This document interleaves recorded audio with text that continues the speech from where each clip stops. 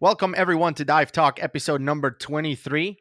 This episode I feel like, we're turning 23. That's been a while now that we've been doing this, and we have been kind of avoiding some of the topics that are very polarizing in the dive industry, and I think it's time for us to dive into it because, I'm a member of a couple of groups on Facebook, like dive scuba related groups, and there's always people, going for one side versus the other in several of these topics. So I figure let's just talk about it on the air. Yes. All right. And I think I think in some of these we have kind of talked about it in the past, and we've been like in opposing sides. But there's we argued a little bit about it. Yeah. Okay. In some of these. But there's no, I felt like is my side not always right, or no, it doesn't really work. Like I just feel we're always like splitting in some of these. So we had to bring in a tiebreaker. And Dog Ebersole is joining us today on the show. That's not even a tiebreaker. That's like an overrule. That's an easy, whatever he says, I'm going to agree to. Like if the two of us agree, but he disagrees, he goes. If I say something and he says, no, I don't agree, I'm changing my vote. Yeah. That's how much I respect him. Don't think it's quite to that, but I'm looking forward to a fun discussion here. All right. And Doug was on the show before. He talks about the top 10 medical questions about diving before. So he's a great guest. And I think your name comes up in like almost every episode, Doug, for one reason or another. So I'm glad. Yeah. I'm glad you're joining us today. Oh, looking forward to it. Absolutely. All right. So we have a lot of different topics to go over. So let's just go ahead and get started. One of the main ones that comes up often, some people don't understand it. Some people are, struggling to, see the point of it, is the whole idea behind split fins versus just regular non-split fins. Split fins obviously being the fins that have that caught in the middle and have. Can I go first? Yeah. I'm sorry, I was jumping out of my seat. I didn't mean to act so anxious about it. Yeah. So what's the whole idea? Which one do you prefer and why? Okay, I'll jump in first. Yes. What's that saying that there's a tool for each purpose? You have to pick the right tool. And I'm good with tools. I love tools. Well, some tools. Power tools lately. Okay, let me jump into the topic. So some people in scuba diving in general, I've noticed, they get very adamant about one position on everything. And I don't like that. I try my absolute best not to be like that. And that is particularly as it relates to fins, because sometimes I actually really like my split fins. And let me tell you when I like them. If I have a relatively new diver, I always tell instructors, take yourself away from where you are now and try, and it gets harder and harder as you go on with experience, try to relate to somebody who has never felt a particular experience before. Like when you're diving in the ocean, what may seem like a relatively mild day of current to me, you and Doug, is not going to seem mild at all to the brand new open water diver. In fact, their eyeballs are wide open.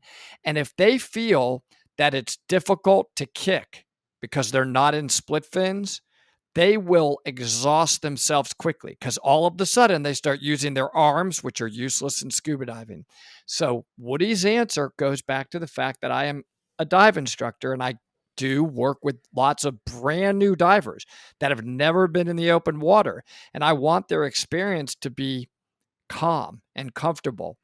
So in certain situations when it's not a high current, but it feels like it's a high current to them, it's very nice for them to have split fins. They're not focused on silting out the bottom or how much power they need. We're not even going to move around a lot. But the way some of the split fins are made today, they can keep a pretty significant amount of power, but reduce the resistance so they don't cramp up and panic.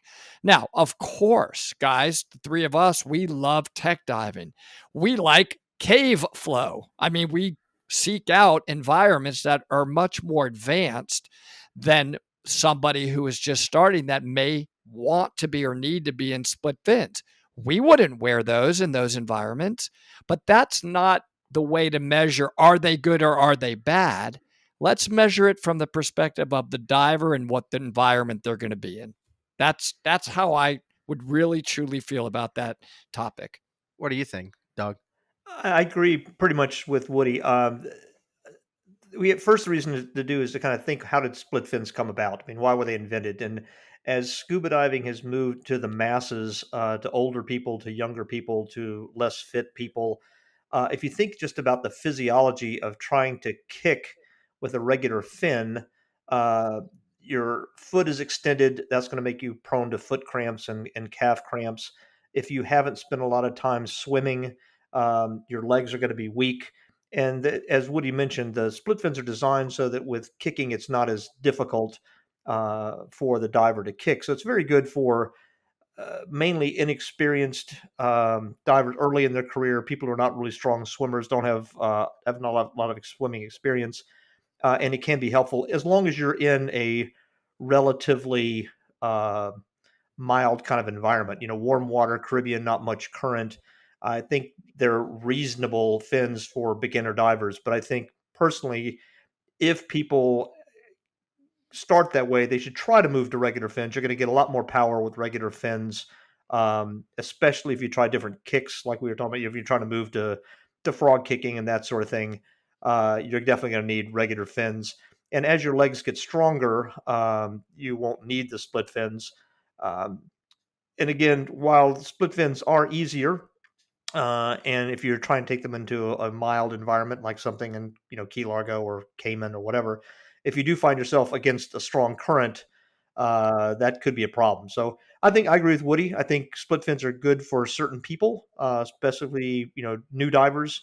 Um, but again, pick the right tool for the right job.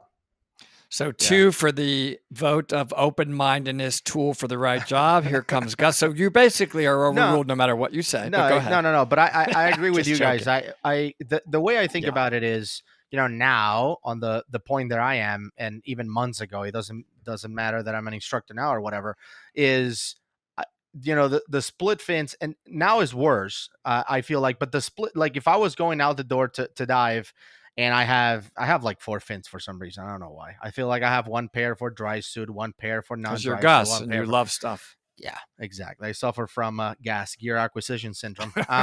So I have a bunch of stuff. But if I'm on the way out to dive, I would probably grab my tech fins, I guess, which are the Apex RK3, which are very common.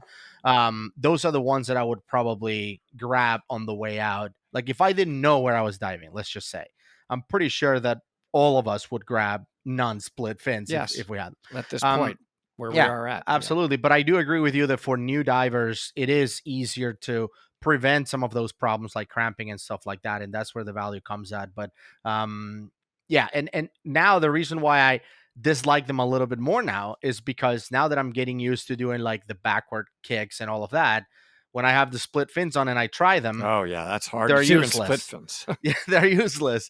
I mean, it's like you said, I feel that split fins, if you're new, are great. Regular fins later on. All right, so let's go to the next one because that was a unanimous.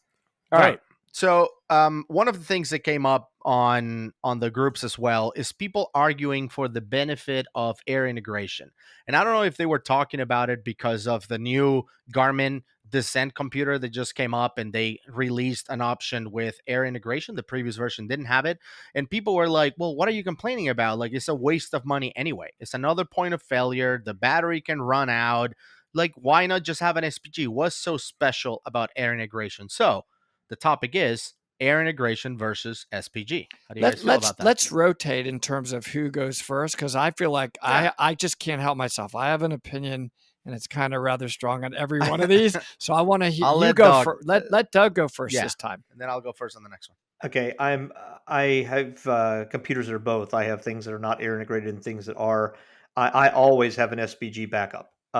So my usual recreational diving, I do have an air integrated. I have my Tarek, it's air integrated, and I use that, and it's nice. I mean, it can calculate your sac rate for you, and it's easy to see, and so forth and so on.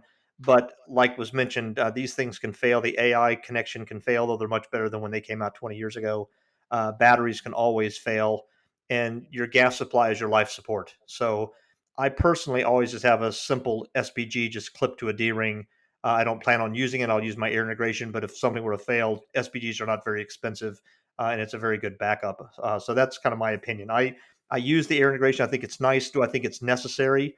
No. I mean, I know you guys had a discussion when the Peregrine came out, and we all got to kind of beta test the Peregrine and so forth, which is an awesome computer. It's not air integrated. I know that kind of bothered the two of you guys a little bit more than it bothered me, because I Mhm. doesn't really particularly bother me. I just Right. at that point just clip my SPG off of a chest D ring and keep an eye on it that way, as opposed to only using it as a backup. So for me personally, integration's nice. I like it, but I don't see it as being necessary per se. Yep. So I'll go next. So I think, I agree with you on the fact that it's probably not necessary, but I love it. I mean, I love the air integration, especially when we're diving on the rebreather, because I have a pod or a transmitter on my O2 and a transmitter on my dill. So I get to see both tank pressures in one screen. So that is huge for me. I don't have to monitor two SPGs. I think that if you're a new diver, you talked about the Shearwater Peregrine as an example. I think you'll be fine if you have an SPG, and you have the Peregrine with you to give you depth and all of the other stuff. But I personally really really like air integration. I wouldn't buy a computer just for me personally that is not air integrated unless it's wired like the Petrol, for example, that is not air integrated but is wired into a rebreather. But anyway, that's how I feel. Okay, so both very good answers, as I would expect. Here's my opinion. When I'm tech diving, in my mind, I'm automatically going outside of the no decompression limit. It means I may not have the option to go to the surface whenever I want. That's what that means. I will always have an SPG on every tank. And I like my transmitter at the same time. I probably will not use the SPG if I have the transmitter, but I sure the heck, since air and gas planing is like 90% of the equation when it comes to no deco diving, you bet I want that backup. However, when I'm recreationally diving, I'm on open circuit, I'm in a no deco limit situation, I'm very close to my dive buddy at all times, I'm not in an overhead environment, I do dive without an SPG. Not sometimes, every time. I simply have two pods on my stage one. That's how I overcome the SPG issue. I have one for my Teric and one for my Eon core. They actually are on different transmitter frequencies. So I have two different pods transmitting to two different computers on recreational diving. So it gets back to me. I'm always thinking about, what am I doing? Why am I doing it? What's my dive plan? And what are the risks associated with it? That's how I would answer that question. Probably all of these questions for me. Yeah, I just feel that the air integration is a lot more accurate too. Like, you look at an SPG and it has whatever, a needle in there, and it kind of looks like 1550, but you don't really see it. Whereas like the computer will tell you have 1546 or whatever it is. It tells you exactly. I'm talking about PSI. And I like that, also that accuracy. But Doug is right. They do lose connection sometimes. It happens to me a lot in dives. And sometimes is too many. When it Yeah, comes Right. to diving, right? You can there is no it's only for a few sometimes. seconds though. But Yep, But I it can think be the Shearwaters, disconcerting for those few seconds. for sure, that's for right. sure. I think that the Shearwaters report every 5 seconds or something like that, and you may miss like one or two cycles, and then you're back on Yeah, that and I kind of think thing. they may have fixed something with an antenna issue they had on one of theirs for a Hmm. while. So they're they're pretty reliable. But anyway, I think we've all stated our opinion on that one, and it's And the not that far off. Right. The last thing I'd say, to be honest with you, I mean, I started like you did, Woody. I started diving with J valves, so we didn't have SPGs. So Yeah, I remember you, that.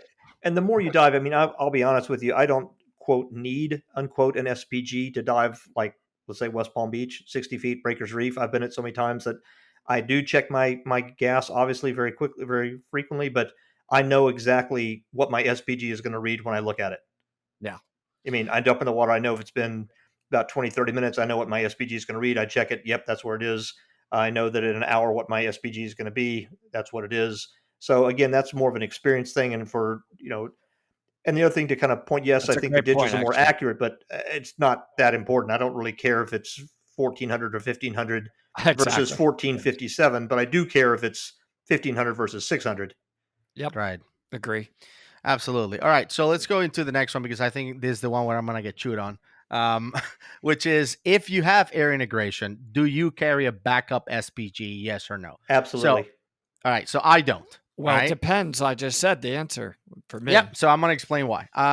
So I have like a button SPG mounted directly on the first stage, which is useless if I'm doing open circuit because that's behind me. I can't see it. The only reason why I have that button SPG is so when I open the tank, I want to see that, that needle up to 3,000 or whatever it is. I want to know that the tank is full. Now I'm still going to check my computer, make sure that the AI is working. But if I open it and it's like 1,500, I don't have to turn on my computer. I know I need a new tank. I'm going to switch and that's that. Can I make a quick suggestion then? If Sure. you're going to pay for a button gauge, why don't you just pay for a full SPG and clip it off a D-ring? Absolutely. No, I get it, doesn't and make sense. To and me, I what thought you about it, said. and I have an SPG. I just don't think the extra host and failure point. Are you talking and, about and all of that is needed. recreational diving right now, Gus? Or are you talking about tech diving? Are you or hopefully you may be talking about both? I hope not.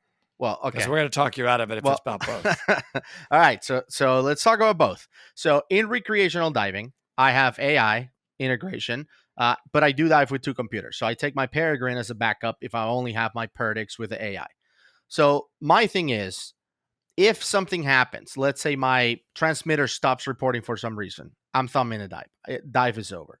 And even if that isn't the worst part of the dive, because of the gas planning, I should be able to go up 30 feet per minute and be done with the dive. And I shouldn't run out of air or whatever. You're on open circuit right now? I'm an open circuit, yes. Okay. Right? So again, worst part of the dive. Like tech diving, you have no possible answer to justify not using an SPG. I have one comment that no matter what argument you make, it doesn't work. And okay. Think about it carefully before you say I would not have an SPG on a tank. Yeah, I'm just gonna tell you how I'm set up right now. All right. On technical diving, on rebreathers, right? Yes. I have an SPG mounted on my dill tank. Okay. But the main reason why, because I also have a transmitter on that tank. Main reason why is because I can pass that tank to someone. Okay. All there right. you go. That's what I was about to say. Yes. That is really the main reason why I have an SPG on that tank is for someone else to be able to read it. Because my air integration. I was worried, Doug. Because my air integration is connected to both computers, my Perdix and my Nerd, right on my sitting by my eye. So I have the air reporting to those two computers, but I have an SPG. I don't have an SPG on my oxygen tank though. I don't. All right. I have a transmitter. It's never fail, and if it fails, I'm going up. Right. Well, I got to tell you, another diver that is very well respected, Ed Sorensen, does not have an SPG on his O2. He puts a transmitter on there to his Tarek usually. Yeah. And he feels like that's so reliable that that's okay. I haven't been able to let go of that yet. I'm still having the SPG and the transmitter when it comes to the O2. Mm-hmm. I don't know if I could justify it other than I want that extra security blanket, because if I'm significantly delayed for some reason, I just don't want there to be any risk that I don't know what my O2 is. I don't know. It's a security blanket. Yeah. To me is, like Ed, I feel that they are super reliable. That in the worst case scenario, I'm gonna go up. I should know approximately how much oxygen I have, because I'm not gonna just keep diving for half an hour if it's not reporting, if something is not working. So I'm gonna go up. I'm gonna use my oxygen, and if for some reason I run out of oxygen because I didn't know how much I had or whatever, I can always bail out. Okay, so we are just talking about so everybody knows a 2 or 3 liter oxygen cylinder on a mechanical rebreather that Gus is never going to pass to anybody else. So I kind of could see his point. I was worried before he was talking about it on all of his tanks because we passed those tanks. Yeah. Any tank that I can pass has an SPG. You got to have an SPG. You don't know what their configuration is. The only tank that doesn't have an SPG for me is the O2 tank. That is the only. A little bit of, I get it. I'm I don't think I'm ready to let go of both yet, but I hear you. At least it's not on a tank that you're ever going to pass to somebody else. So that Right. would be my only added comment to that. Doug, what The do you main think? The the only main thing I would say about that, and again, I just I'm a little bit more old school, and maybe I'm not I don't have as much gear acquisition syndrome as Gus, but uh, as opposed to having a several $100 transmitter on my O2, I have a $40 SPG on my O2. Good Uh, point. so that's what I do. And for recreational, same sort of thing. I have a single computer, which may or may not be air integrated. It doesn't matter. Depends what I'm using that particular decade. But I always have a $40, $50 SPG. Um, it's just simple and less expensive. So that's just kind of the way I grew up and just kind of the way I do it. Well, that's a valid point, actually. You do need to take costs into consideration. I mean, That's true. an SPG is as reliable as it gets. We've been using those things forever. It's just a needle, right? It's very, very reliable. So that's actually a really good point that Doug made. We sometimes we're just dismissing the economic value of that, Good and point. that's a huge difference in cost. That's a good point, Doug. Yeah, I think but now I agree with Doug. the Never the mind, I agree thing with Doug totally. the thing the thing that I noticed though, on the people discussing the whole like I carry an SPG if I have air integration no matter what, because you never know when it's gonna fail. The people discussing that point is always like, well, you need redundancy because if your transmitter fails, you need to be able to tell what your pressure is so you don't call out the dive. You can just keep diving and okay, well, whatever. The transmitter is not reporting, it doesn't matter. But the chance of that happening, if you are maintaining, meaning like me, I send to Shearwater every year. Here's my computers, my transmitters. They replace all the batteries. They do all of that.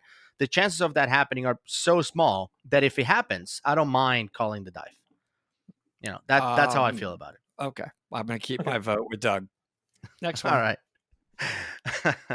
All right. Next one is, do you wear a wetsuit in warm water? So we're talking about 80 something degrees or 30 something degrees Absolutely. Celsius or whatever. So like, let's say the water temperature is so good that you could dive with a swimsuit. So it's not a comfort thing. You mean like 104? Okay, whatever. You're weird. I don't But know what you're even talking for about. This doesn't I for think let, make sense to me. I'll take this in a little bit too because I know Woody wears a all right. wetsuit because he gets cold. I don't wear a wetsuit because I get cold. But uh, I think there's two aspects of this. One is wetsuit, and one is what type of wetsuit. Personally, I wear a full wetsuit. It may be very thin, a full wetsuit on every dive, and the rationale for that, for me, is for protection, both sun protection topside and bumping into things underwater, so cuts and scrapes and so forth and so on. And also, if you think about it, so that's why I don't wear a shorty. Me either. Mm-hmm. If you think about it, one of the problems we have with a lot of new divers, or lots of divers in general, is trim. And when you have a jacket BC, which we'll probably talk about later, Yes. but a jacket BC, you've got weights on your hips.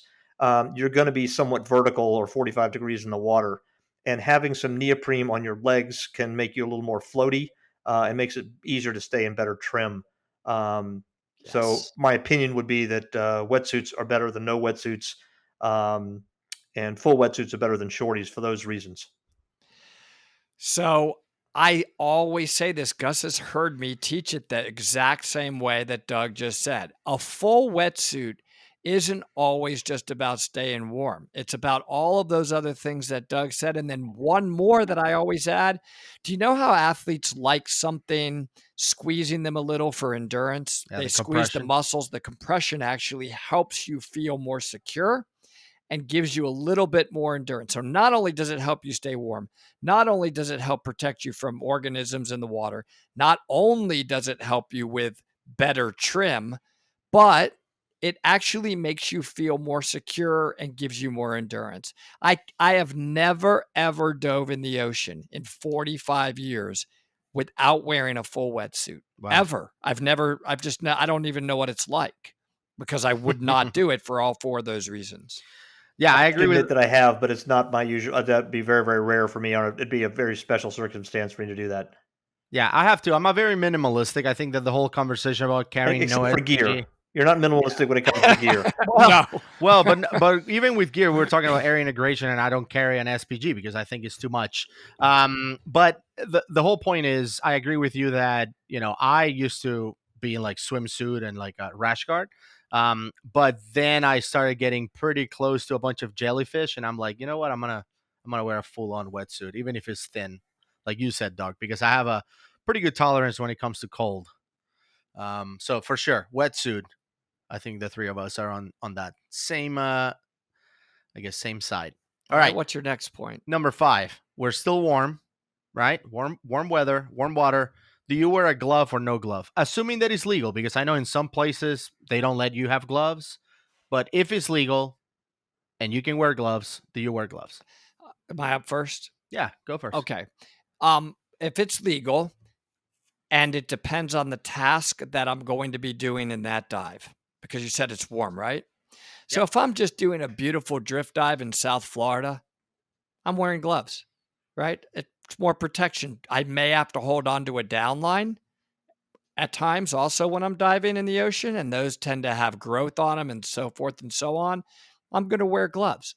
I don't see much of a downside to wearing gloves because I'm not doing a lot with my hands. However, if I was going on a dive that I had to do anything with my hands, like really detailed photography work or possibly managing a lot of gear, rebreather stuff, things like this, like a lot of little intricate stuff that I need dexterity in my fingers, Yeah. there's no way I'm wearing gloves. And if I know for sure that I'm not going to be holding on to stuff for a long time, like if I'm going wreck diving and it's a really high current, sometimes we want to hold on to a little bit of that wreck to get us undercover to a part of the wreck where there isn't current. Gloves are great for that, but it really depends. So it's not a matter of the warmth, because I don't think that my hands in a warm water environment are going to really change my overall feeling of my body temperature.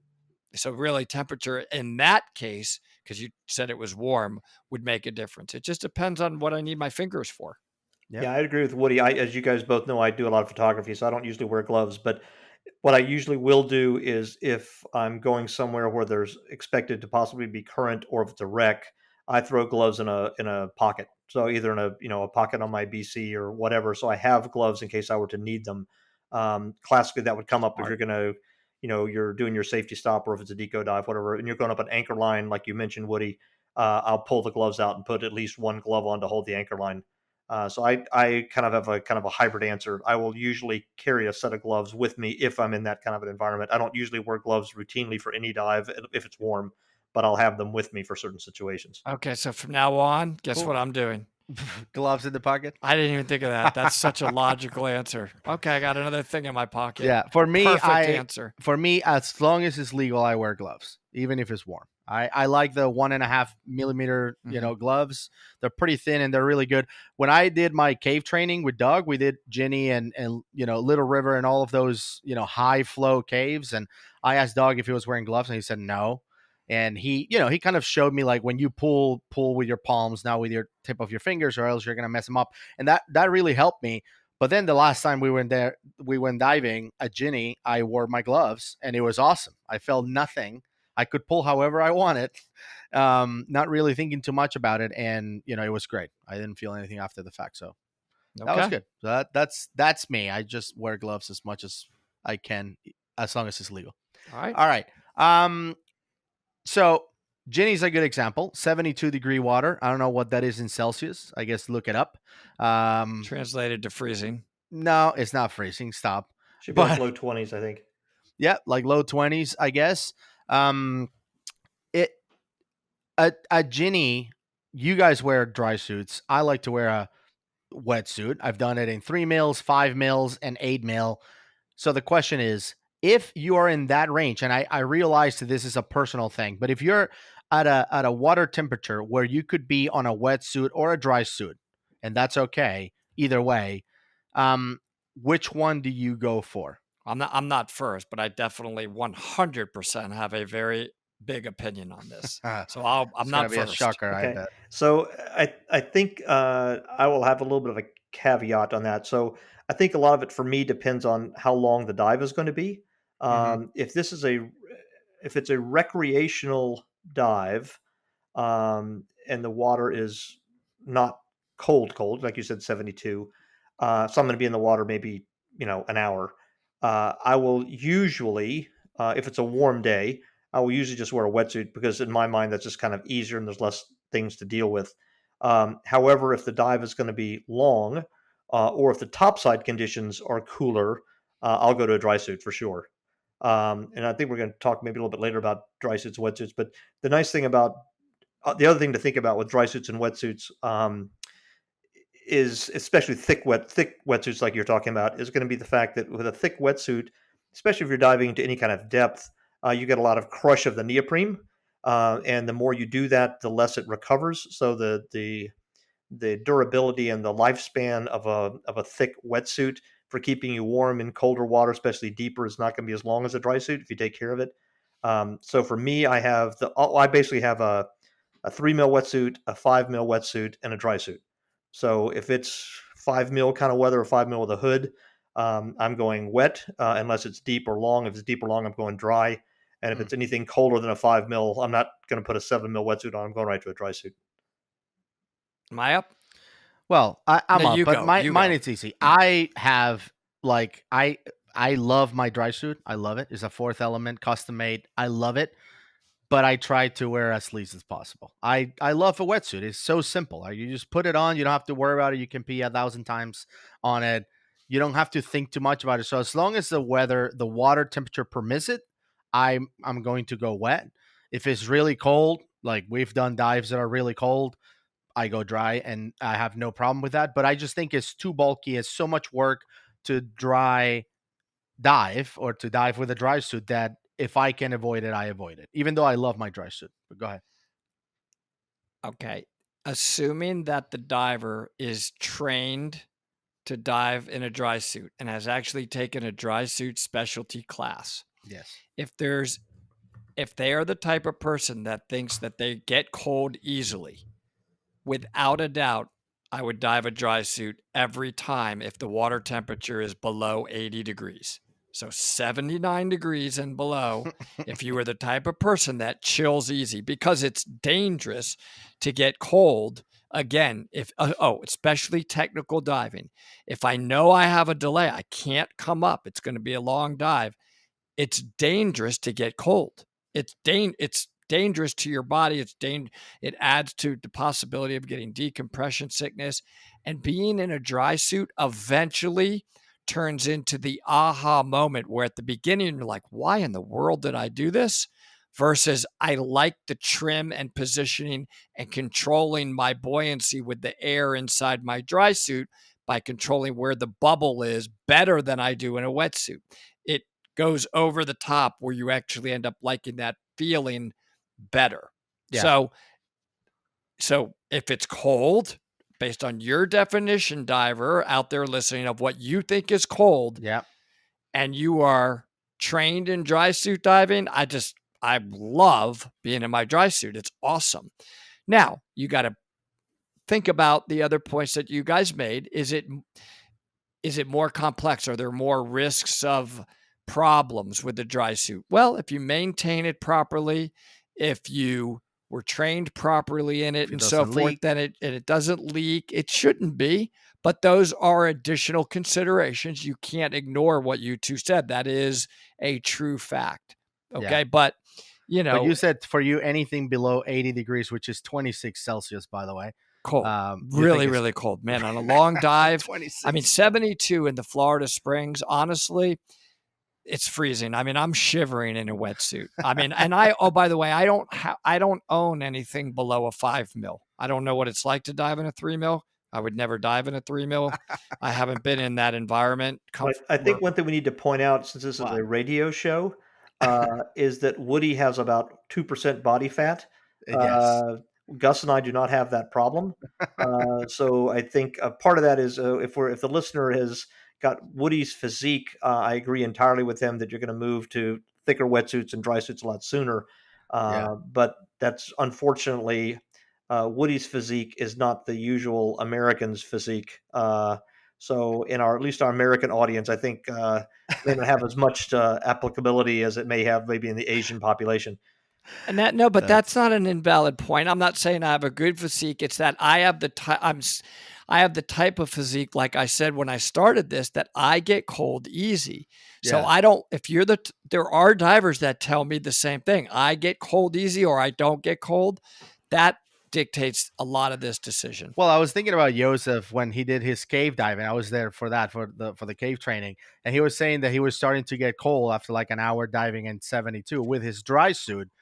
But then I realized he also has like 2% body fat, so it doesn't really Yeah, and apply to him he's a cold either. water diver. What he did there, because I was there then, is he just didn't bring his normal Oh, his undergarments undergarment. because Oh, in his mind he was like 72 guys. that's I dive nothing. in 50s. I'm not going to bring all my thick stuff to put in the dry suit. But then Yeah. he realized that got him chilly. So You know, anyway, I think we we beat that one we up were enough. talking. I was talking to Aaron from the Dirty Dozen. We were talking about Chuck Lagoon, and he wears a dry suit at Chuck.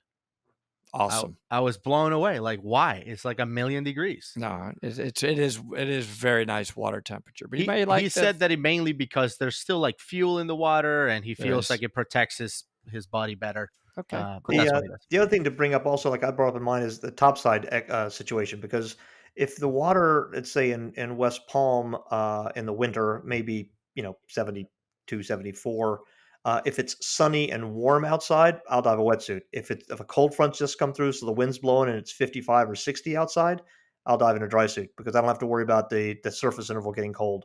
So I Yeah. can use it All right. for kind of both things rather than a big heavy dry a big heavy dive jacket. Just come up and leave your dry suit on. Yeah, that's a great point. All right, next topic, and this is one where people are ready to fist fight over as well, is steel versus aluminum tanks. Steel tanks have really have people that are really really huge fans of steel tanks. I personally like to dive with steel tanks. I think they're awesome. I don't like carrying them as much as I like diving with them. But how do you guys feel about the two of them? And maybe you, Woody or Doug, you guys can talk about the I guess the characteristics of those tanks when they're full versus empty on the water. Okay, I think Doug is first this time. All Okay. right. Um, my personal opinion is I prefer aluminum tanks for the type of diving that I do in the ocean because where I dive, it's warm. And I don't have a huge air consumption. So for me, aluminum tanks are fine for the ocean diving I do.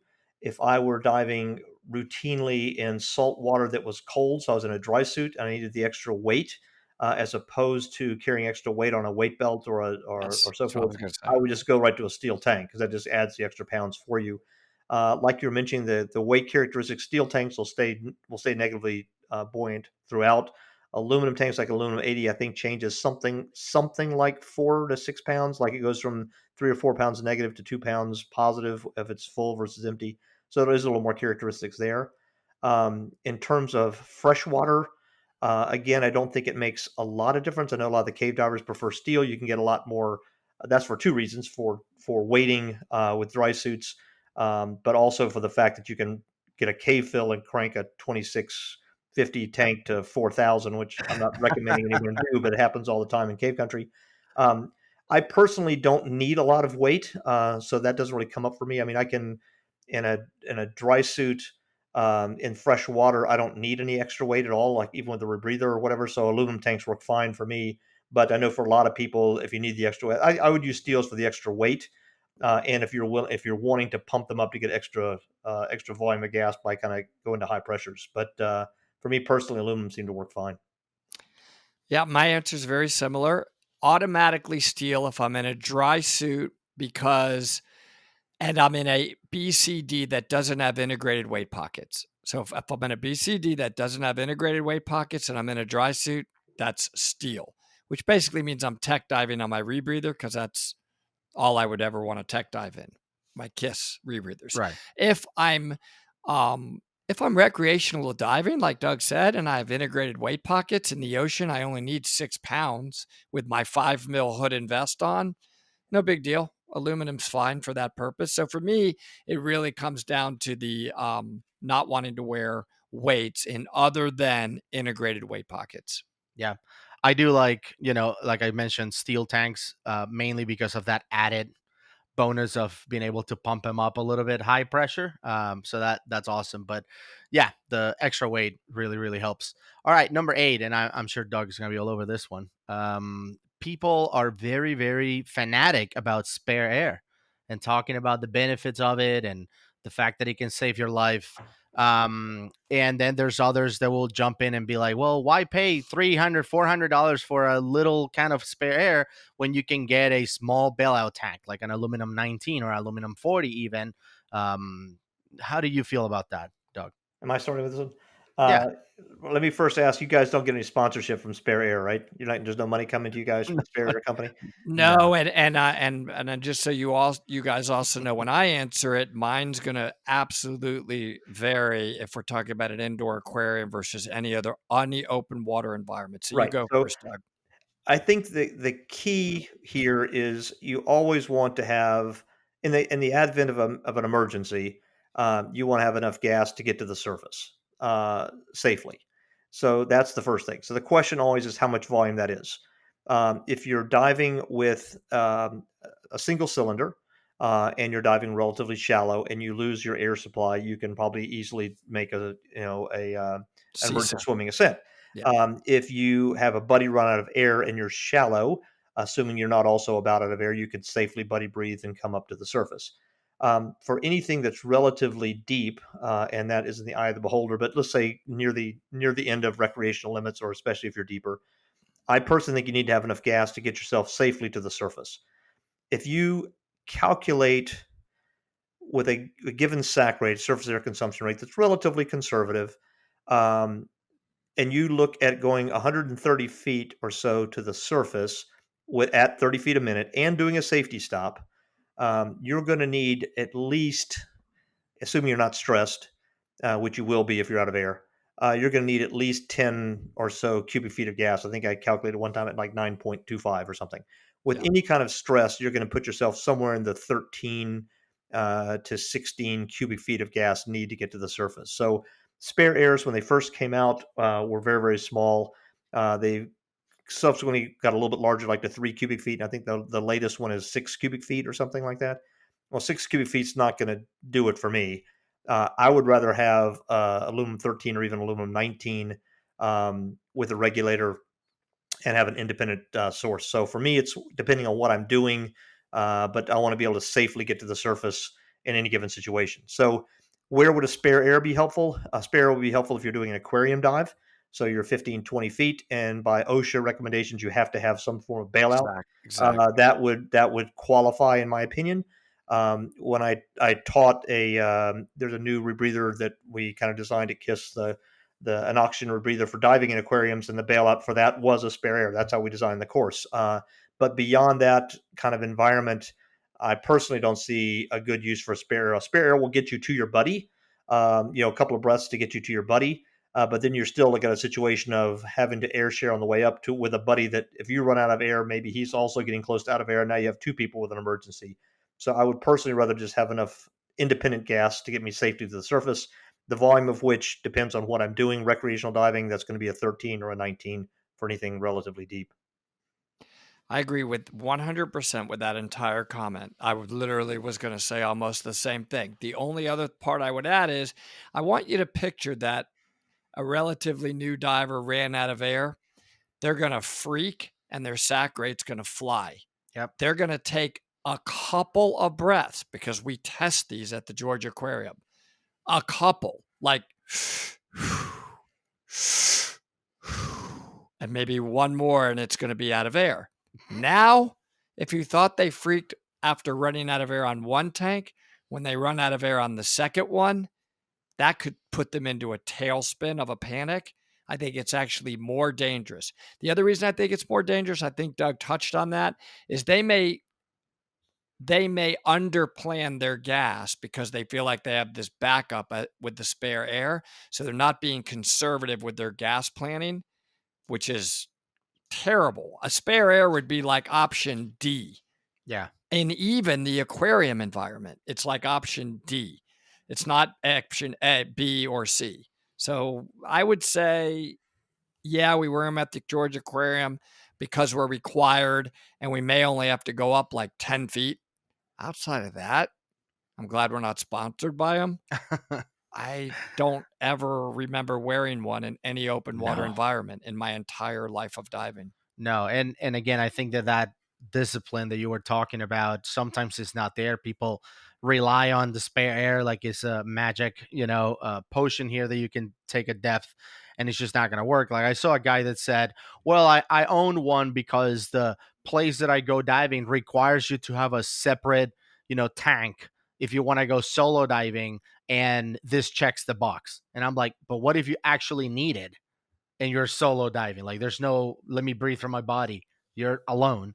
I think it's pretty useless. So anyway, we Yeah. One go ahead. last comment on that. Yeah. I agree they're fairly useless. But the issue of why you would need gas, there's two main reasons you're going to need that. One is going to be you have some sort of catastrophic, blow an O-ring, blow a first aid, something at depth, which is incredibly unlikely, but clearly possible. The other is you haven't been paying attention or had some sort of issue and somebody runs out of gas. Either you run out of gas or your buddy runs out of gas. In either of those scenarios, if you've been diving together, doing the same dive for about the same amount of time, and your buddy runs out of air, or you run out of air, then you or your buddy are going to probably also be low on air. So that's a whole nother reason to have the backup, because you say, oh, if I run out of air, I'll go to my buddy. Well, what if your buddy is at 500 or 700 psi when you run out at zero? Then you're trying to come up on a very little amount of gas, and the person who's out of air is quite stressed and going through gas very quickly. If you have a redundant air source that can be, especially if it can be passed off, or just even with its own regulator, then if you run out of gas, you're covered. And also, if your buddy runs out of gas, you can give him that regulator, and you still have your full air supply to help you go up. That you have been, that's left from what you've used to get yourself safely to the surface. So I think it just adds safety on lots of different levels. Great Absolutely. points. All right, moving on. I think we talked about this before, but let's just talk about it now as well, which is there is a ton of people that swear by diving with a snorkel no matter what. And then there's a bunch of people that don't see a whole lot of use on diving with a snorkel. I know that depending on agencies, which is another thing that we haven't talked about, but depending on the agency, some of these skills end with you being at the surface with a snorkel in your mouth. Like that's the final, I guess, position and final step is get your snorkel in your mouth, get ready to be rescued or whatever it is. How do you guys feel about snorkel? I'm first. Yeah. Great. So here's what I got to say. Again, new divers that are diving open circuit in the ocean, if they have to pull themselves a little bit on a line from the tag line on the back of the boat up to the bow to end up going down a descent line, they're going to suck down half of their tank just getting to the down line. I'm not kidding you. I've seen it a million times. They're not able to control their breathing that well yet. They are nervous just by the mere fact that they feel a little bit of current and just by the fact they even have to hold a line has already got them nervous. And the next thing I know, I see bubbles flying everywhere. Right before I go down, I check their air and they're at 1,500. They used 1,500 from getting to the back of the boat to the down line. We haven't started the dive yet. Perfect reason why I teach them switch to your snorkel on the down line. Now, they may have to get used to blowing it out. There's some waves, a little bit of water may get into it, but it's really nice for that type of new recreational diver.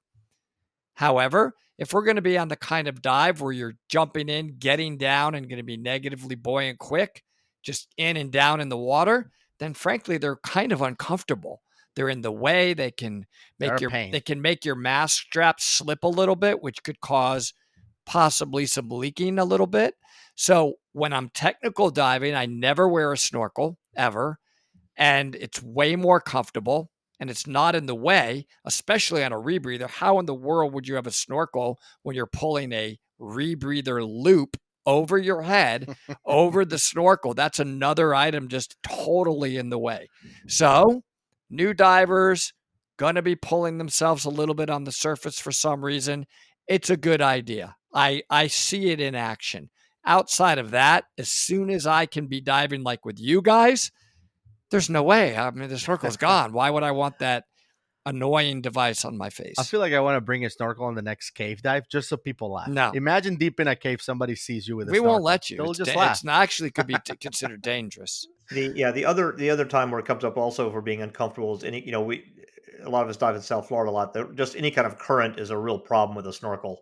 Yeah. It's really a pain in the neck. So what I personally I always have a snorkel in my bag. Um, just in case, like Woody brought up, that's going to be a situation where you're going to have to pull yourself to the anchor line or something. I say, okay, reasonable to have it. I'll throw it on my mask. The other thing I keep in my bag, I have a collapsible snorkel, and what I do with that is if I'm teaching and by agency I have to have a snorkel. I have a collapsible snorkel that's in a pocket. Yep, That same. way I can get to it if I need it, but as I'm technically not away from standards, but I don't use it. And I will tell you that one of the dive agencies, RAID, which is one of the relatively newer agencies coming into the U.S., one of the skills you learn as an open water diver, because they actually preferably dive long hose. You don't have to, but they kind of recommend it. The first thing you learn is how to remove and replace your snorkel. That's one of the first skills. Wow, So that's cool. yeah, you use the snorkel, you take it off, you stow it. You then come to the surface. You then take your snorkel, put it back on, and use your snorkel. So one of the first skills you learn as a regular open water diver is to remove and replace a snorkel. Awesome. Love that. That's a skill I've never actually seen anybody do. That's so smart. That is interesting. I like that the portable snorkel and remove and replace it. Yeah, so I think when it comes to snorkel, you should have one at least on your bag, but you shouldn't dive with one all the time. It only if you need it, I guess. Okay, that one. Okay, so this is another one that may be more for like old school guys when they talk about. He's talking about us, Woody. By the way, that's us you're talking about. Yeah, that's you. What I just that's said. you too. Is why do we still teach people how to use tables? Should we just focus on teaching them how to use computers properly instead of tables, or how do you feel about this? Can I take this one? Yes, take it. I am both an old school guy, so I started diving when all we had were tables, well before computers. Yes. And secondly, I'm a math guy. My undergraduate degree is in math, so that's how kind of my mind works. And thirdly, I am a very, very, very strong component when it comes to anything of understanding where the information you're getting is coming from, how you're getting it, and how you use it. So in my opinion, even though it's not required anymore, I always expose students to tables. And the reason I do it, I don't make them, learn all. You don't have to do 1,000 problems of what your, I went from a G diver to a C diver and this kind of blah blah. But I want to have them understand the concept of what's going on in their dive computer. So I show them, here are the no decompression limits. Here's kind of what happens the longer you're staying on the surface and kind of the residual nitrogen group, but mainly to show them kind of what happens and how you're off gassing. And that's why you can have a longer dive the longer you stay up, or if you go shallower. So I use the tables so they understand the concepts and not just follow remote, oh, this is what my computer says, this is what I do. But I like them to actually understand what's going on. Like I've talked with both of you guys before, I do the same thing when it comes to a rebreather. You could just say, I'm just going to follow my PO2. And if it's too high, I'll add some air. If it's too low, I'll add oxygen. I want people to understand what exactly they're breathing. That's why I have people calculate what is the fraction of oxygen in the loop they're breathing to get that 1.2, that 1.3. So they really understand how they're blending nitrogen on, nitrox on their back. So I personally like the tables. I don't make it a big deal. I don't make people take exams using tables, anything like that. But I do like them to understand where the table, where the computers came from and kind of how those concepts can be very important. So you really understand what's going on with your body while you're diving. I made my children do tables for the first 100 dives because they're my kids. I can make them do that. So they have a firm understanding of things. And then after that, they go to computers like everybody else. But I think it's important to understand the concepts. I don't think you need to be the world's greatest test taker with tables, but as long as you understand what's going on, I think that's important. That'd be my long-winded answer. Yeah, that's a great answer. Well, okay. I grew up also with tables. There was no dive computers. There weren't even tables. I actually had a wheel. That thing was the craziest thing ever. And what I do is this, Doug. What I do is I try to make them understand what are tables telling you versus what is a dive computer telling you. And what I mean by that is that A table is a very, in some aspects, conservative way to plan a dive. So it's going to tell you, it's going to make an assumption for the most part that you're going to be at a certain depth for a certain amount of time. And it doesn't know that you're going to be changing depth possibly during that amount of time.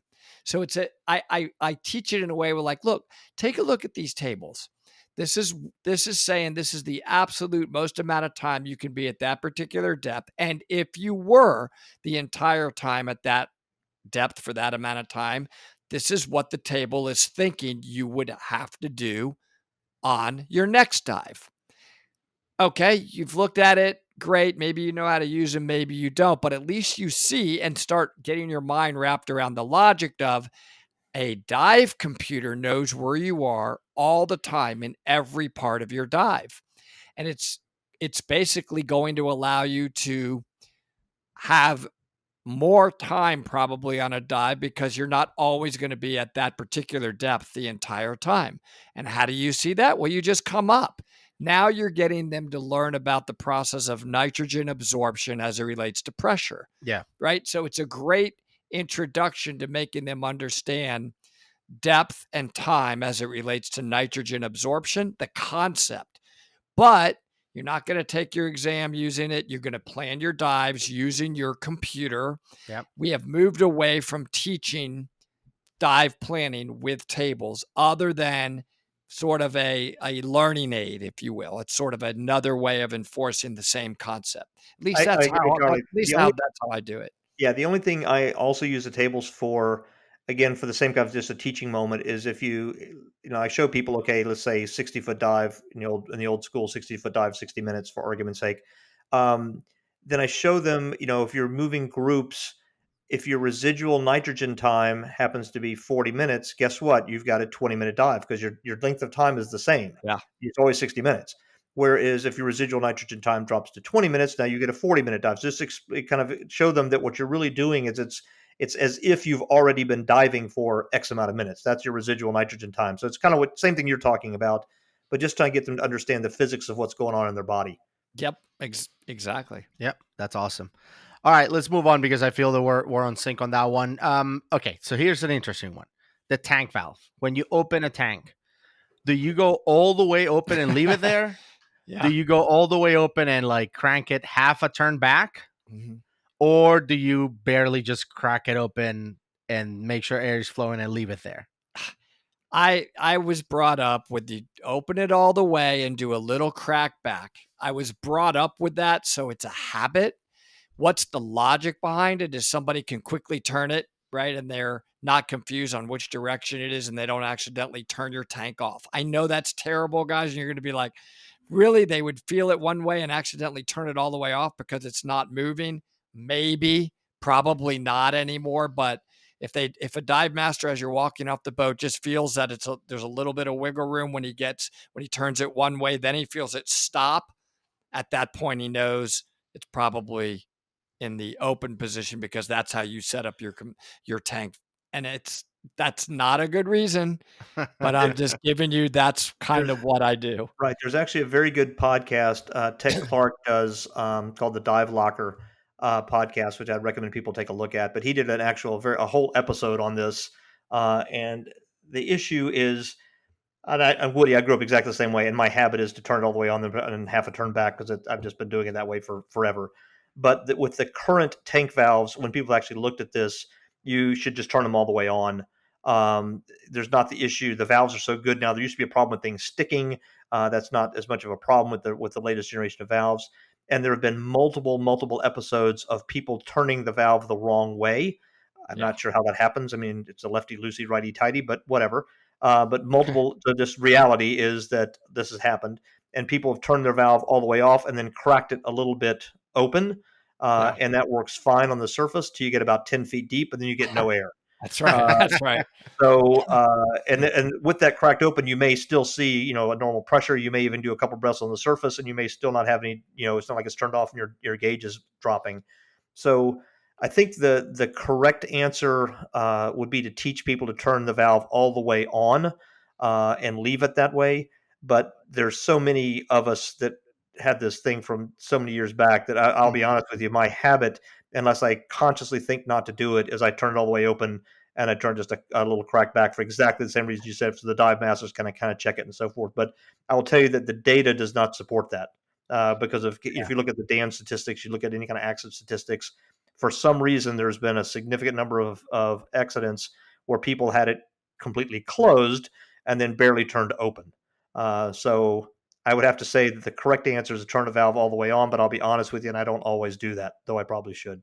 Yeah. So when I was taught open water, I was taught open it all the way and then crack it back a little bit, just like you guys.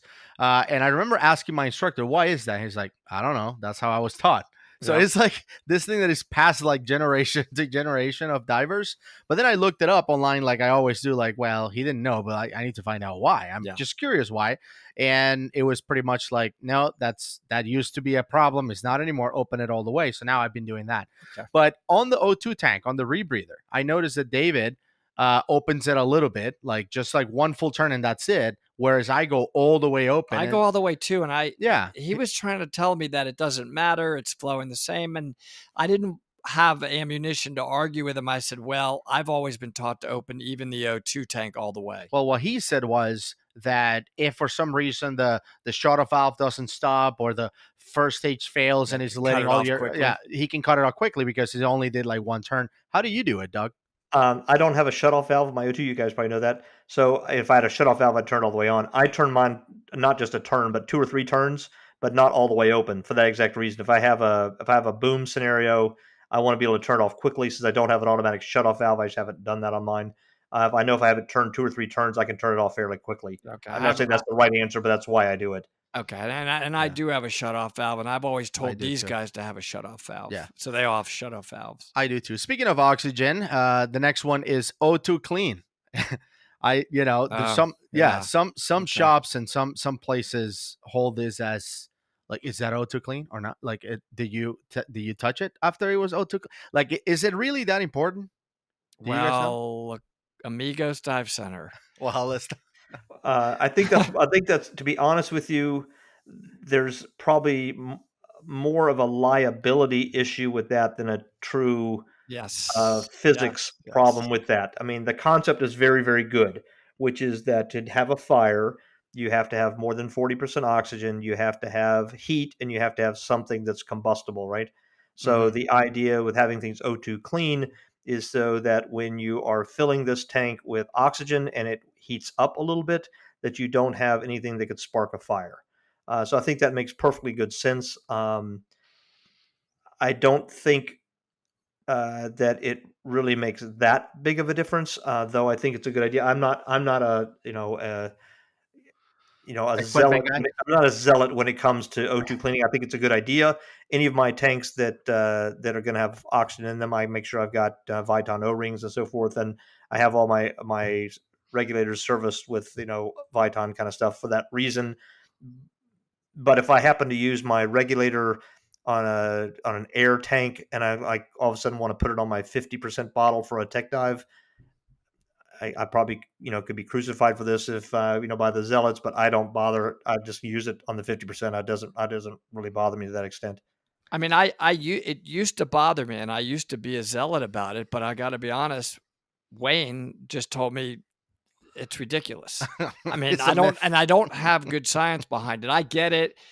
Particle impairment, it could spark something, is a better chance. It's 100% O2. He's like, Yeah. there's no way you can do that, Woody. He said, I challenge you to even try to make it do that. I'll be honest now with I'm you. starting to think about what Wayne tells me, and I'm like, Right. is there really any truth to it? So this is one of those answers I don't know now. Right. I'll tell you that I know of one scenario, and it's kind of a cute little anecdote. There was a guy that was looking to kiss rebreather, doing a demo with me, and was doing a demo with another brand, which was an electronic rebreather. And when he went to the other rebreather demo, and they turned on the O2 tank, it caught fire. at the Wow. pool. So the whole rebreather was now on fire. They had to kick it into the water to get the fire Wow. out. Wow. Just from turning on the valve because of the pressure change, the rapid pressure change, and it sparked and caught fire. Wow. That's That's amazing. Interestingly, he man. went ahead and bought that rebreather, which I was, He was despite the fact that impressed. it caught on fire in front of him. Not that particular, not that particular unit, obviously that particular model. So I thought that was interesting. But that's I have heard of that happening with turning on an oxygen cylinder, not just like a 50% or whatever, but a true Right. oxygen cylinder, and having sparks occur. So But that one may have been O2 cleaned and still. correct, and may still happen. Yeah. So I'm saying that maybe it doesn't make a difference Yeah. whether it was O2 cleaned or not. That's Wayne's point. That's not going to make the difference. But I'm back But if in you're the the shop no. that sold it and you did not have an O2 clean, your liability situation is a lot different. Yeah. So I guess we'll say you should have an O2 clean, but I don't really know why. Nobody knows. Yeah, no, I agree with you. I don't know why. Like even with the transmitter I have on my O2 tank, I didn't buy a shearwater one because the shearwater transmitters are certified up to 40% O2. They're not O2 clean. So I ended up with I think it's an Apex, or I don't remember what the other one is, but it was O2 clean. It works with a shearwater computer. So, but yeah, I don't know. I still don't know if it's really that important. Maybe someone listening to this show can let us know why and like actually show me evidence. I would love Mike Young to comment on it. You think? Guarantee. Oh, I know for sure he has an opinion on this. I can't remember what it is, but we'll have to ask him. All right. I'll be working there at the factory next week, by the way. So, Gus, that's true. If you guys need anything done on your rebreathers, I'm the new factory line worker. Oh boy, for a week. I'm glad I already have mine. So here's the next question. I remember when I went to my checkout dives and stuff, somebody told me it's like, eating breakfast. We were doing a very early dive and they were like, oh, I never eat before my dives. Or someone says, no, you can eat, but try not to drink like orange juice and like acidic stuff because that's bad for the dive. How do you feel about that, Doug? I'm probably a poor person to ask because I'm not a breakfast person, so I never eat breakfast for the dive, but it's because I never eat breakfast, period. I think it depends on the individual. I think obviously you don't want to be hungry during the dive. If you're a breakfast person, it's probably reasonable to eat breakfast. It's probably best to, especially if you're prone to seasickness, to be careful exactly what you're eating. So a small portion of something relatively bland is probably a better idea than having a big greasy bacon and egg breakfast if you are prone to seasickness. But some people have just iron stomachs and eat whatever the heck they want. Other people can be really, really careful and just get very, very seasick. So I think it's kind of an individual kind of learn, that the idea would be if you're a new diver to try and either not eat or eat something very light and just kind of see how you're going to handle it, especially the first time you're going to go out and it's a little bit rough, and then to see what your own body, will tolerate. Yeah, so there's nothing wrong with eating before diving. Like some people are like, never eat before diving. Like No, I don't think there's anything physiologically wrong with that. I think it's more of how you're going to tolerate it as far as a seasickness and that sort of thing. Yeah. I try to eat one thing and it's horrible. I have to close my eyes and concentrate as hard as I can. And that is a banana. Oh my God. Which are disgusting. But besides the fact that, and I think there's some truth to it, right? Doesn't the potassium potentially help? It makes me feel a little bit more energetic and less chance of cramping. I thought I read somewhere that like that's a myth. Like, is that a myth? They do have potassium, but you'd have to eat a ton of bananas to have a significant amount of potassium. That's what I heard. You have to eat like 75 bananas for it to actually be effective. Okay, well, I could barely eat 75% of one banana, let alone 75 bananas. Exactly. Okay, so the next one was, last time, I don't know if it was when we were cave diving or when I was going through my cave training, we stayed at that Cadillac Motel down in High Springs. Mm-hmm. And I noticed there were some people talking outside one of the rooms because there's, a sitting area there by the door, as you guys know. And they were talking about diving, and they were all like smoking and drinking wine and stuff like that, talking about how the next day they were going to hit Blue Grotto or whatever it was. And, when I went through class, and I think, I went through SSI, and I'm pretty sure every agency tells you this, it's like avoid smoking and drinking alcohol if you're going to be diving like the next day. I mean, it's moderation. I mean, if the guy has a beer or a glass of wine, but if you're getting trashed and drunk and you're going to wake up with a hangover, which is caused by dehydration, and we know dehydration is a very bad thing. That is a big contributor to decompression sickness. Well, I mean, moderation. I don't drink, by the way, if I'm diving the next day, especially technical diving, Yeah. because I just don't. I don't I'm the feel same good. way. I don't drink before diving, but that's just my own personality. I don't drink much to begin with. But I agree entirely with Woody, which is if you're on a liveaboard, I mean the usual plan with liveaboard is once you drink, you're done diving for the day. But if somebody wants to have a glass of wine with dinner or whatever, I think that's reasonable. And I agree with Woody. You wouldn't want to get hammered, just because if you're hungover, you're not going to be a very effective diver, and you're not going to be able to concentrate well. And more important, like you mentioned, usually alcohol is a diuretic, so if you drink that much you're going to probably get yourself a little bit dehydrated, and dehydrated has its own risks. And obviously I have to say this as a cardiologist, nobody should be smoking, period. Yeah, Yeah, I nobody. agree with that. Exactly. Okay. So I think we're all on that. Yeah, you have a beer, no problem. Don't get hammered. All right, next one. I think Woody, you brought this one up, which is having all of these super complex BCDs, like massive jacket style. They hug you all, and then there is the other side where people have the minimalistic BCDs that are super small. Yeah. You know, Well, once you start diving with the minimalistic BCDs, like the ones we use at the Georgia Aquarium, the little Scuba Pros or something like that, you're not going to want to have the big BCD ever again. But it's the aha moment again. It takes a minute. They're a little more squirrely. What I mean by every little movement, they change your position quickly. A lot of the bigger BCDs will make arguments, well, it's back inflated, so it throws you into trim, and that it's nice to have big pockets to carry extra things. I would say maybe. I find it better to be minimalistic. I find it easier to dive. You're more streamlined, but that may take some practice. So I don't like those big, giant BCDs. The other thing is they tend to bring everything. One time I saw a guy, he bought and brought every single thing that he ever bought. it's safe a Doesn't dive need it, kit, does everything. not need it for the dive yet. Every reel he owned. He even brought, I don't know why they sold him this, a keychain key holder. There was like 10 keys dangling up in his face underwater. And I'm hearing it like, what is that? Right? Because he bought it. So, Yeah, you know what I gotta mean? bring it. So people's like, I got to bring it. I got to hook everything and use every pocket in this BCD because I paid for it. I don't Exactly. like that. I want to have as little as possible, but bring the essential safety gear.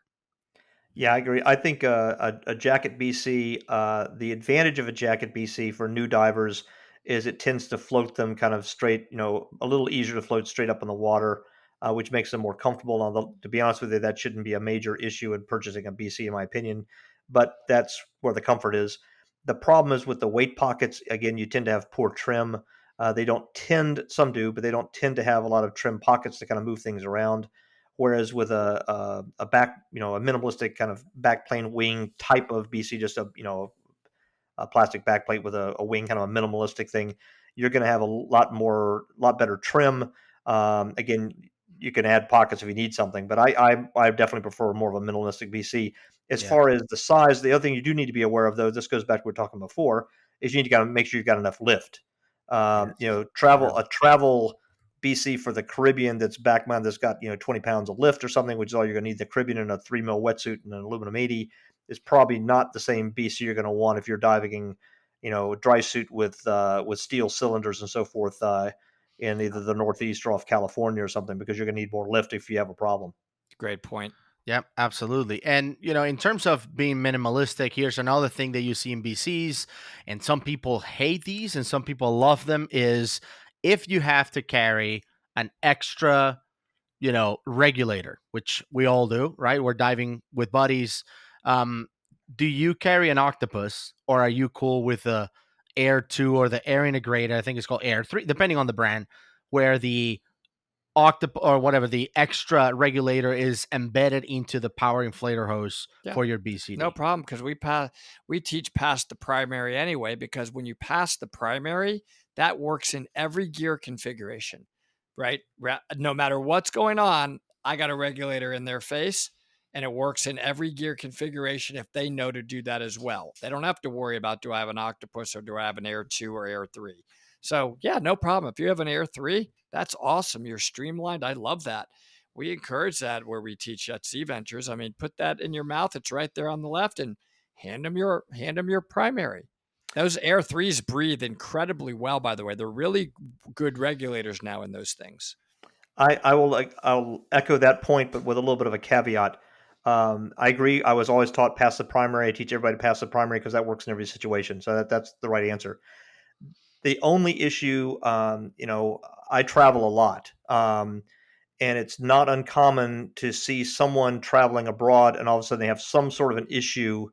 And because they have an Air 2, it becomes a lot more of a problem to fix that kind of a situation than it would be just to have an extra octo. You could get an octo from a rental gear. You can throw it on your BC if you have a problem. I always have an extra little inflator piece off my regular BC. So if something were to fail, something gets stuck, there's sand or whatever, I can just pop one off and put another one on. So I think in general, an Air 2, Air 3, all those are great. And you're exactly right. They're streamlined. You can pass the primary. There's no problem.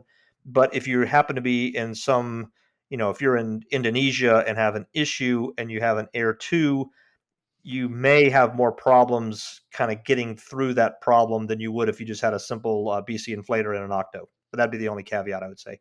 Absolutely. I'm on the same boat. The only thing I would say is that if you're going to ditch your Octopus and you're going to just rely on your Air 2, Air 3, whatever, plus your main regulator, your primary regulator, then practice with it. Practice and get proficient on Great how you point, would Gus. pass, Great your point. primary one. Because when you pass your primary, now you have to survive on your Air 2 or whatever, that system is, which means that you need to know how to deflate from somewhere else, or else I don't know, Great you're going to point. be cranking your face up or You whatever. sound like a dive instructor now. Do I? Well, you have to practice That's with right. it, because for me, I switched to my Air 2, but immediately my left hand goes into my deflator on the right shoulder. There's a little string. There's a dump valve. The dump valve. Yeah. So I can dump air as I'm coming up. So you have to practice and know what to do if there's an emergency and you have to Very good rely point. on that. Yeah. All right, moving on, and this is another one, and this depends on the agency, and I think we should talk about agencies as part of this as well, is some agencies allow you to be an independent instructor. You don't have to be affiliated with any dive center. You can be a contractor, right? An independent instructor. Some agencies require you didn't do solo diving versus always. Yeah, with we're going to get there. Okay, sorry. But how do you guys feel about independent instructors versus requiring them to be connected to a dive shop? Well, who's up first? Me. All right. Go ahead. I think that I always want to focus on the student first of all. That's just my nature. If somebody's going to pay me money to teach them something as it relates to scuba diving, I'm automatically now going to give you everything I can to make the experience on what's best for the student. So with that said, it is better to have a dive shop around me when I am teaching a student, because the resources, the classroom facility, the availability to have gear fixed, the availability to buy gear on the spot that they are warranting, that they have master technicians on, that they can possibly bring on a trip extra redundant gear and help them save a dive because we're using their kind of gear. That's a better experience. And also, how about just the experience of camaraderie? Being associated with a dive shop is kind of like being associated with a club. How did I meet you, Gus? How did I meet David? How did I meet Doug? It was through Sea Ventures. So my relationship with that dive shop has also brought me some of my best friends and people I like to dive with. And we've all learned in a common way. We have basically the same philosophies, the same gear. We're diving the same kind of rebreathers. And that comes from not being out there on my own, this independent instructor. So I like the benefit of it for the student, not the mandatory, you can't do this on your own. I want to have the support system for me and my students behind me. So for that reason, I like having the affiliation with a dive shop. Yeah, I would echo that. I think there's a couple reasons to be connected to a dive shop. I'm gonna step out of that here in just a second, but the reason to be connected to a dive shop is exactly like what he said. You've got a lot more support. You've got the pool. You've got the rental gear. You've got continuing education. You got dive trips, all that kind of stuff. Secondly, one of the main reasons the agencies actually put in the requirement that includes RAID and SSI mainly to be affiliated with a dive shop is for quality control. So if the instructor is not doing a good job and they're affiliated with a dive shop, the dive shop can no longer hire them and can let other dive shops know not to hire them theoretically. If you're an independent instructor, you're an independent instructor. There's no checks and balances on how you're doing. Now, you'd like to think, and I would imagine that the vast majority of instructors are fine instructors and are doing a very, very good job. But the one downside to independent instructors is the fact you don't have the checks and balances if you're a student. Um, I agree with Woody. All things being considered, I would rather take a class from an instructor that's associated with a shop because a shop has a lot to offer. However, if I had the option of diving with instructor A at a dive shop or Woody, and Woody was an independent instructor, I'm taking Woody every time Oh, because I think man, really you just it's made all my about. day. I mean, really, it's all honesty, I think it's That's the a good experience point. you get is really going to be from the instructor. So it's when you're getting instruction, it's all about the instructor. It's not about the agency. It's not about the dive shop. It's about the instructor. Being affiliated with a particular dive shop can add to that experience. But given the option of being associated with a particular shop versus being associated with a particular instructor, I'm taking the instructor every time. Absolutely. And I think, again, this goes with It's a valid the point. whole, competition between dive agencies, because you do hear that out there where people say in general terms, like, oh, if you're going to do open water, you should go through SDI. And if you're going to do rescue, you should go through PADI. And if you're going to do tech, you should go through INT or whatever it is. Like, they have their preference depending on the course and what you're trying to do. But I do feel that this is all about the instructor. The dive agencies don't matter. That's why, episode 1 of this show Yeah. was all about dive agencies. Yeah. And what competition that they have with each other. I don't know, it doesn't make sense. One of the things that I also wanted to talk to you guys about was, for people that have, and maybe we should have talked about when we talked about spare air and all of that. When it comes to solo diving, one of the rules of cave diving, Doug, that you taught me was never go solo cave diving. But what about solo somewhere else at sea, in a quarry, at a lake? How do you guys feel about solo diving versus try to dive with a buddy every time? Somebody else go first because my opinion is so strong that I don't want to come out of the gate with it. Okay, I know what your opinion is. So I'll start. Uh, I think, in my opinion, I prefer diving with a buddy. To be honest with you, if that's at all possible, but I will also be perfectly upfront and tell you that I frequently dive without one, depending on the situation, because I'll often dive, especially someplace like West Palm, go over by myself, and I would much rather have for me personally, with my level of experience, with my skill set, with my equipment. I think it's safer for me to dive solo than potentially dive with a bad buddy. But that's That's a me. good point. That's a good But I point. think a bad buddy is worse than nobody if you're trained and Good equipped point. properly. So if we're talking recreational diving, if you've been trained in a solo diver, what they basically talk to you about is redundancy. So independent air source, independent cutting devices, redundant cutting devices, redundant air source, redundant computer, all those sorts of things. It's all redundancy, redundancy, redundancy. So that in most situations, you'd be able to get yourself out of a situation. However, it's never a bad idea to have a buddy. If you're entangled, if you have some sort of medical issue, whatever, it's always good to have a buddy. So I think you have to kind of weigh the pros and cons. Solo diving comes up a lot if you're an instructor, because you have the person who's with you is a student, whether it be an open water student, a tech student, or a cave student. So really, your mindset is that you're basically on your own if there's a problem, because you don't know if that person would help you adequately or not. So I think taking a solo diving course is good for everybody so that you understand the importance of redundancy, but still dive with a buddy if at all possible. I wouldn't dive cave diving. I don't believe in cave diving without a buddy just because I think even all that redundancy, there's still enough things that can happen, enough problems that you should always have a buddy with you. But from a recreational standpoint, I'll admit that I've dove solo frequently. Um, I'm a photographer. I'd rather just go off by myself and get my photos and so forth. But I only do that with complete redundancy and fully aware of the fact that I'm putting myself at increased risk that I would not have if I had a buddy with me. Yeah, Gus? I mean, I agree with you. I don't dive solo frequently, but I have no problem with it. Not in caves, like you mentioned, but open water, no problem. And it's funny because we were a Blue Grotto, a couple months ago, and Woody was teaching a class there for rebreathers, and I was just there helping out. And while he was going, out of the water, like on the table section or whatever, with the students setting up and talking about the plan or whatever, I'm like, I'm out.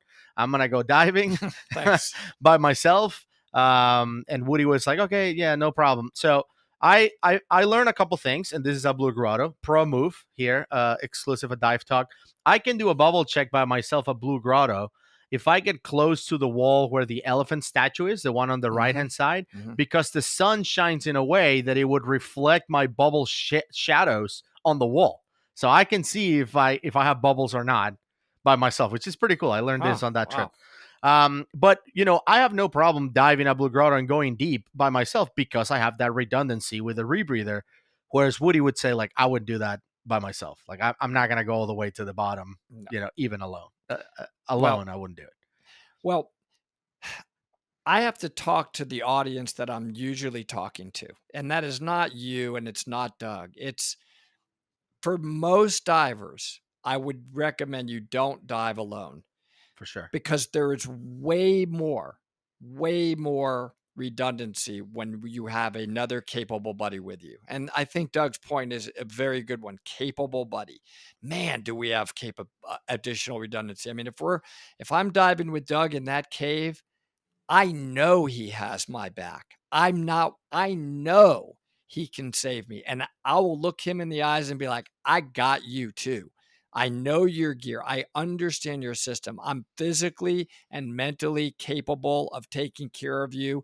So you've got all of everything I've got on me, Doug, available for you. And I have everything you have available on you. Absolutely. I don't ever tell people to solo dive because most divers are not capable of it. They don't really do the things we're saying. They sound nice in theory, but they don't do it. They're relatively new, like they've been diving for a few years. That's relatively new to me. They don't really go through the redundancy check. They're not properly trained in solo diving.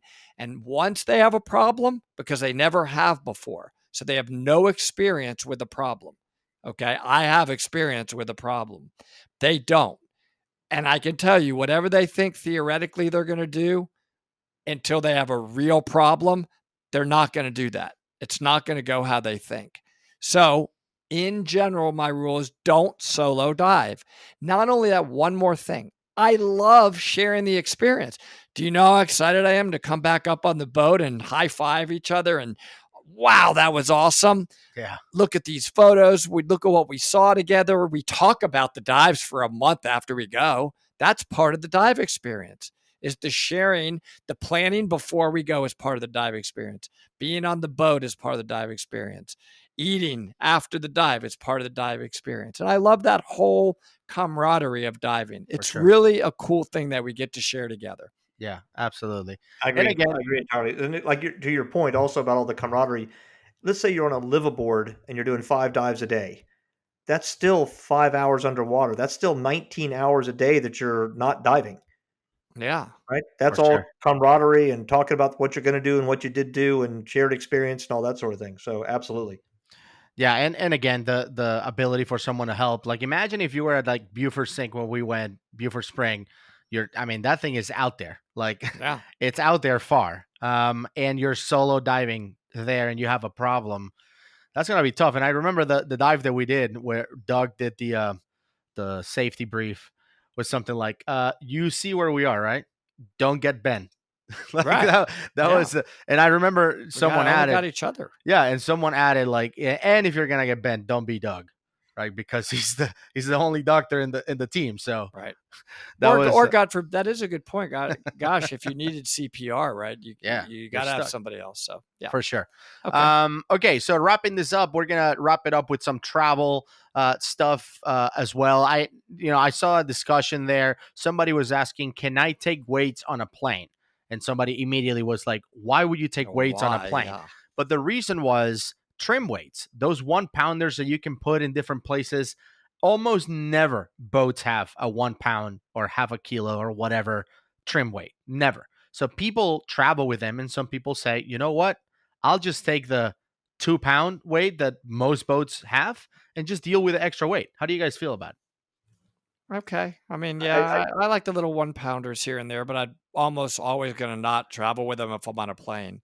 If I'm I'm driving not in going to bother. I'll be honest, I'm not going to bother. But the reason I'm not going to bother is I have enough trouble hitting the 50 pounds on on the 2 suitcases and then 50-pound carry-on and a 45-pound backpack with all the camera gear and 2 pounds to me is a huge deal. So I wouldn't usually carry 2 1-pound weights, but it's all a matter of what you want to do. I mean, if you're a minimalist, you don't carry much weight, and you say, look, I want to have 2 extra little 1 pound things. It's just 2 pounds of weight. If you want to carry it, that's fine. I got no problem with that.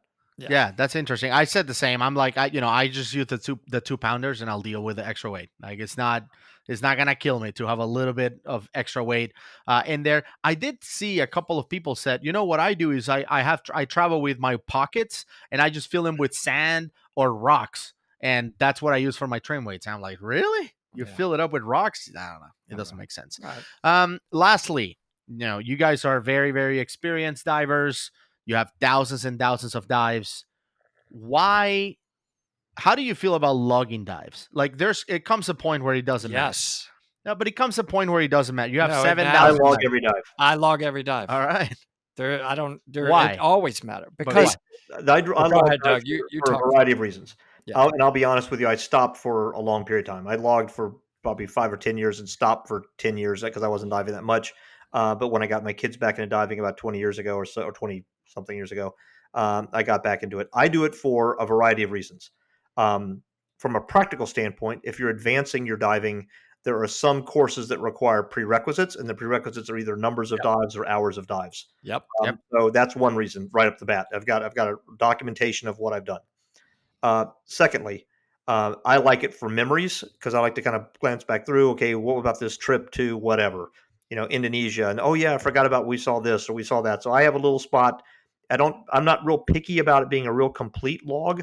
I usually have the number of the dive, the date, what type of diving I was doing, recreational, technical, open circuit site, those sorts of things, how much weight I used, what my wetsuit was, maybe who my buddy was, and then just a little comment section of kind of what was cool about that particular dive or what sucked about that particular dive.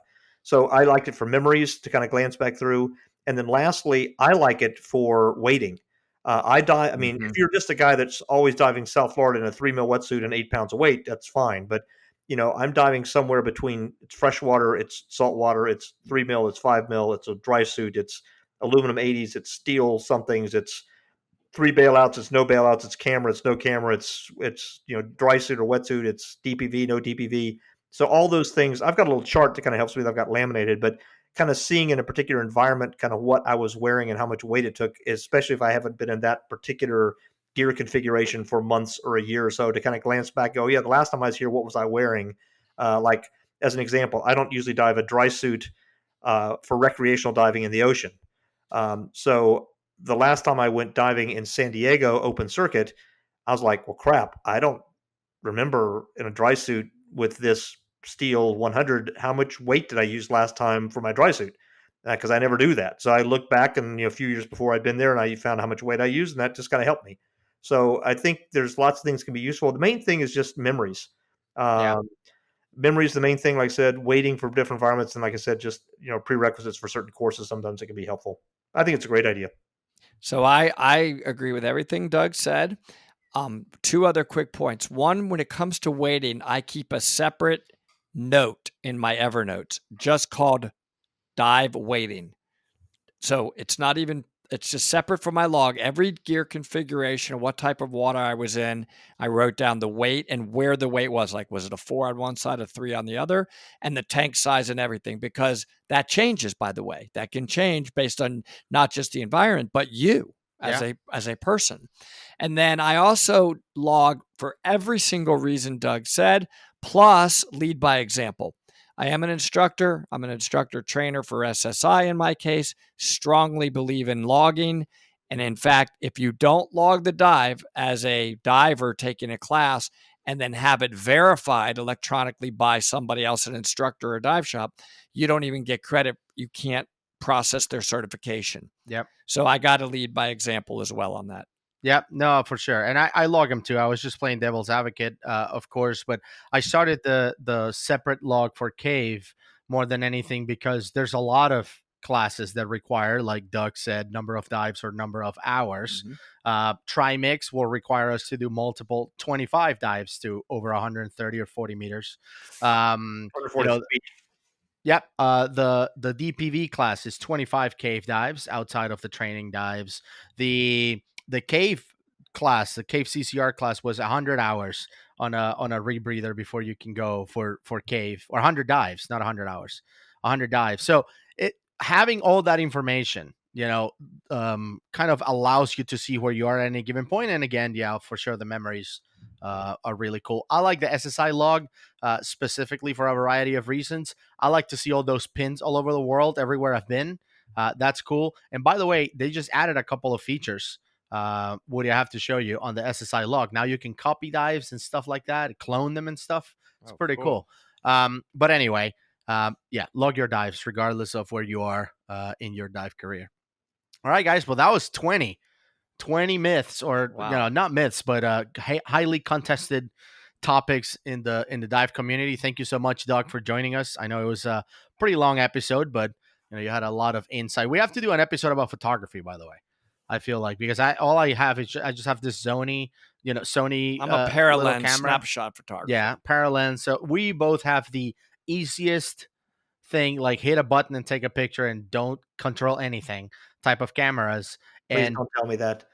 As a photographer, I don't want to hear. I rarely have a camera, and when I do, I have the easiest thing. But you have an amazing setup, so I wanna talk for me, for my own sake. I want to learn more about it, but also for people listening to the show, I think they want to learn about it too. Sure. Anytime we do a kind of a primer on underwater photography, absolutely. Absolutely. Thank you so much, Doug, for tuning in, and thank you, Woody, as well. We'll see you guys in 2 weeks. And yeah, I hope you enjoy the show. Thank you, everybody. Thanks, everybody.